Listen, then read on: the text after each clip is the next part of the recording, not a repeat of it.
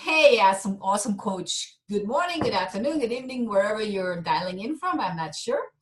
So I'm Natalie Sabrina Dahl, and I'm really glad that you made it to this first video. I don't know if we ever met personally, but in case we didn't, I'm glad we're meeting online now. And what I want to share with you today is something very, very powerful, and it's called the art of the elevator pitch. And I'm sure you've heard about the elevator pitch.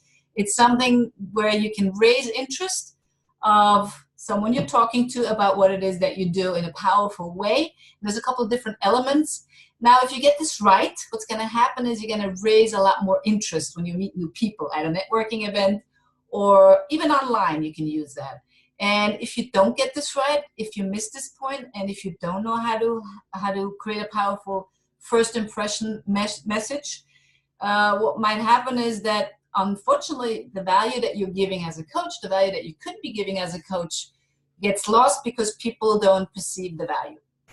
All right, so here we go. It's a template of 4 pieces, and I'm going to share my screen so you can see a little bit of visual thing. Powerful message creation, the 4 elements. And by the way, when I first started as a coach, I didn't know what to say, and all I said was, I'm a coach. Now, how powerful and attractive is that? Not very, right? All right, here's the elements. So the first thing you say when they say, what do? You say, first of all, of course, name, position, name of your company. So for me, it would be, I'm founder and CEO of the Victory Log, or my name is Natalie Sabrina Dahl from the Coaching Biz Quick Start Formula, or whatever applies to you. That's pretty simple, pretty straightforward. And then the second piece you do is facts, figures, and numbers. Because here's the thing, some people are more right-brained and some people are more left-brained. Now what that means is that the left-brained people, they're really, really attracted by facts, figures, and numbers. And the right-brained people are more attracted by emotions, feelings, the kind of things that are not as tangible. Now to make it really powerful, you include both into your message. Now, the first thing you do is facts, figures, and numbers because it also gives you credibility. So, for example, for me, I've been in business for more than 20 years, and I studied personal development for over 15 years, sorry. And I now help coaches, which I interviewed about 250 in one-on-one conversations. I help coaches to scale their business to 6 figures and beyond. So that wasn't that great. I can do better. I'll give you a better example in a minute. All right, so facts, figures, and numbers. Whatever you can use as credibility. And if you haven't done this for very long, use the credibility of your mentors, of your team, of your organization. Whatever you can use that credibility. Or use credibility of past experience. For example, you've been in business for 20 years or for 10 years or for 5 years, and now you're starting this new thing.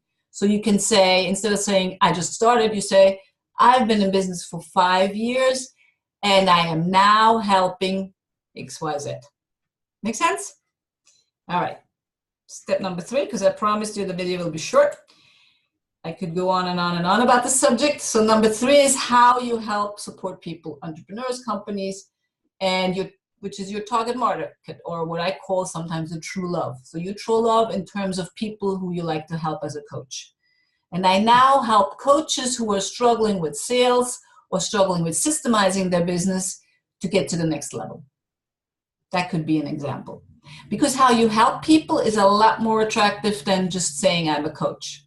That resonates with people, and this is a little bit of the right brain thing. I once coached a carpenter, and it was my target audience, but I just coached him anyway on business. And he said when he met someone, he said, yeah, I'm a carpenter. So that's not very attractive.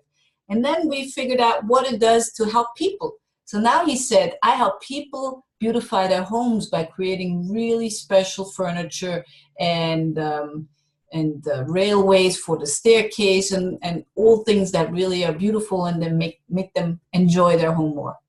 That's much more attractive, and that's much more specific as well. All right, so number 3, how you help support people, entrepreneurs, companies, whatever it is you do.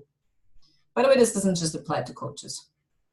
I'm sure you figured that out already. And number 4, and don't forget this piece because it's very, very crucial, call to action. So typically at a networking event, you don't have very much time. So you have maybe, I don't know, a minute, 2 minutes, or you go from person to person, or it's very crowded or very noisy, so you don't really have time to sit down and explain what you do. So The only thing that you do at the end, you ask, is that something you would be interested in? And that's the best question I've ever seen, because it's not invasive, it's not pushy, and it's just a casual question. Would you be interested in something like that?